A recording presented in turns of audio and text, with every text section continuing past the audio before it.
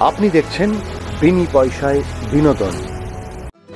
অবশেষে অগ্নি কথাকে উদ্ধার করল সেই কাঠগোলা থেকে। অগ্নি এবং পুলিশ অফিসাররা সকলে মিলে তদন্ত করে জানতে পারে যে কথাকে তারা তুলে নিয়ে গিয়ে একটি কাঠগোলায় রেখেছে এবং সেখানেই তাকে কিছু একটা করতে চায়।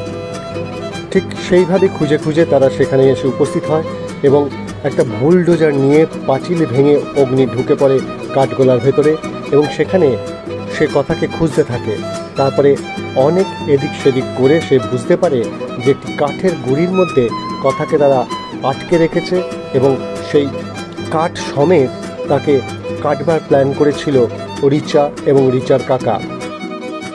সেখান থেকে কথাকে উদ্ধার করে অগ্নি এবং তারপরে জড়িয়ে ধরে কথাকে এবং কথা তখন বলে, মা আনন্দী যদি কাউকে কোনো শক্তি দিয়ে থাকে সেটা একমাত্র আপনাকেই দিয়েছে, আমার পাশে থাকার জন্য, আমাকে আগলে রাখার জন্য।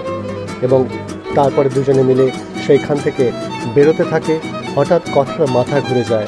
সেই সময় কথাকে অগ্নি কোলে তুলে নিয়ে সেখান থেকে বেরিয়ে যায়।